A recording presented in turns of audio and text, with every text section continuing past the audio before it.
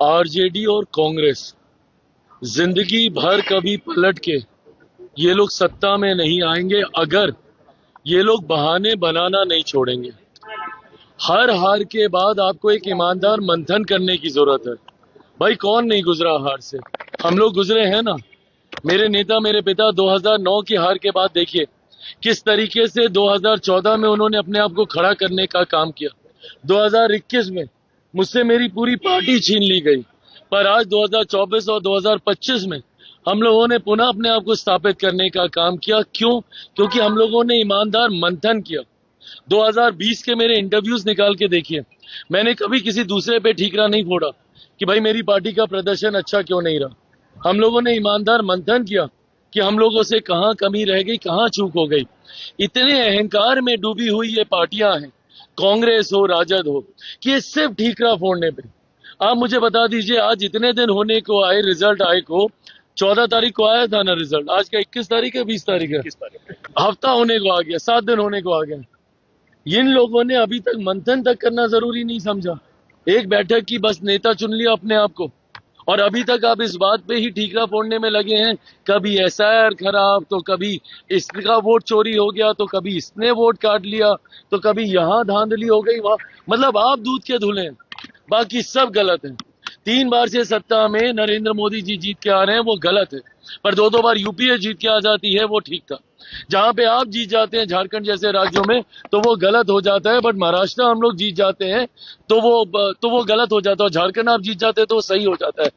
ये लोग सिर्फ बहाना बनाने का काम। अभी तो चुनाव प्रचार चल रहा था, तब से बहाना बना रहे हैं, वोट चोरी वोट चोरी वोट चोरी। और ये लोग बहाना बनाते रहेंगे तो उम्र भर लालू जी की अगली पीढ़ी तो क्या, इनके बाद की जितनी पीढ़ियां, कभी ये लोग सत्ता में नहीं आएंगे अगर ये लोग बहाना बनाना नहीं। इन्होंने अपने आप को देखा किस तरीके से इनके कार्यकर्ता सड़क पर हुड़दंग करते थे। इनकी सभाओं में आप चले जाइए, किस तरीके से वहां पे महिलाओं के साथ बदतमीजी की जाती थी। इन लोगों के कार्यक्रम में आप देख लीजिए, इन लोगों की प्रवक्ता देख लीजिए, किस तरीके से एग्रेसिव होकर बातों को रखते थे। भाई आप विनम्रता सौम्यता के साथ आप रखिए ना बातों को। और आज की भी तारीख में आपके पास मंच है, आप विपक्ष हैं, विपक्ष के तौर पर आप आइए, रखिए बातों को। बोलिए कि भैया मंत्रिमंडल में ये नहीं हुआ, यहाँ पे ये नहीं हुआ, कल को सरकार बनेगी, आपने ये ठीक नहीं किया, वो ठीक नहीं किया। पर सिर्फ बहाना बहाना बहाना करते रहना।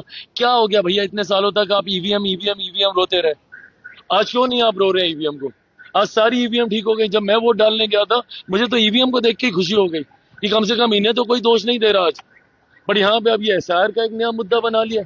अभी देखिएगा 8-10 साल हारेंगे एसआईआर के मुद्दे पर, फिर एक नया मुद्दा ढूंढ लेंगे। कांग्रेस और राजद का पतन इनके अहंकार ने किया है, इनकी एग्रेसिवनेस ने किया है, इनके बहाने बहाने की सोच ने किया है। अगर ईमानदार से एक बार बैठ लें कि जनता ने क्यों नहीं इनका साथ दिया, इनको पता चलेगा क्या क्या कारण है। और जनता ने आज से इनका साथ नहीं, 2005 से इनका साथ छोड़ा हुआ है। ये लोग समझ ही नहीं पा रहे हैं। इन लोगों को लग रहा है कि 2015 2020 अपने अपने बूते पे जीते हैं। निकाल लीजिए। मैं तो चाहूंगा कि सारे सेफोलॉजिस्ट बैठ जाएं इसके ऊपर, करें इसके ऊपर मंथन, और करके आंकड़ों के साथ इन लोगों को बताएं, क्योंकि ये लोग तो करेंगे नहीं। बताएं इन लोगों को कि भैया 15 से, आप 2005 से चुनाव हारे हुए हैं, 10 का प्रदर्शन तो सबके सामने है ही, क्या रहा था राजद कांग्रेस का। 15 में मुख्यमंत्री नीतीश कुमार जी का साथ नहीं मिलता तो 7 जन्म में ये लोग रिवाइव नहीं करते। 2020 में अगर मैं अकेले चुनाव नहीं लड़ता, यूनाइटेड एनडीए रहता, तो इन लोग का इससे भी बुरा प्रदर्शन 20 में रहता। और आज तो ये लोग खाता नहीं खोल पाते। तो ये लोग जो ट्वीट कर रहे हैं ना कि इसकी वजह से हुआ, इसकी वजह से हुआ, एक बार ईमानदारी से बैठेंगे, इनको पता चलेगा कि ये लोग कितनी जगह गलत रहे हैं। प्रधानमंत्री नरेंद्र मोदी और नीतीश कुमार लगातार परिवारवाद पर हमला करते हैं, लेकिन कल आशीर्वाद देते नजर आए सर उपेंद्र कुशवाहा के पुत्र का, जो कि न वो एमएलसी है न एमएलए है। तो परिवारवाद को तो आप लोग ही बढ़ावा दे रहे हैं। देखिए, परिवारवाद पे तो मैं तो कुछ बोल ही नहीं सकता हूँ, मैंने तो कुछ इसके ऊपर कहने का। बट मैं जरूर मानूंगा, just by the virtue that you outcome of the same system, ऐसे में आप उस व्यवस्था को सुधार नहीं सकते, या उस व्यवस्था में आप एक नई लकीर नहीं खींच सकते। मैं इसको नहीं मानता। जस्ट बिकॉज कि आप एक परिवार से आते हैं इसलिए आपको मौका नहीं दिया जाना चाहिए, मैं इसका भी पक्षधर नहीं हूं। बट हाँ, मैं ये भी जरूर कहूंगा कि अगर आप में काबिलियत नहीं होगी तो आप कितने बड़े परिवार से क्यों नहीं आ जाए, आपका कुछ नहीं होगा। मैं अपना ही उदाहरण बताता हूं ना।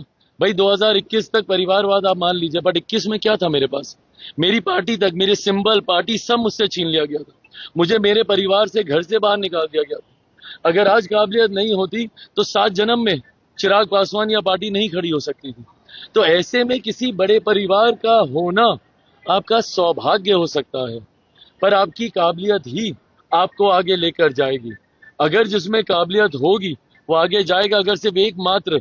अगर सिर्फ मापदंड इसका किसी परिवार से ही आना होता तो मुझे लगता है अभी तक जितने पूर्व के राष्ट्रपति प्रधानमंत्री हैं उन सबके बच्चों को कहीं ना कहीं बड़े पदों पर होना चाहिए, पर ऐसा होता नहीं है। काबिलियत होगी आप आगे बढ़ेंगे, नहीं होगी तो कोई आपको आगे नहीं बढ़ा पाएगा। बंगाली में के नाम पापा से पूछिए। अब इसके बाद बंगाल की बारी है।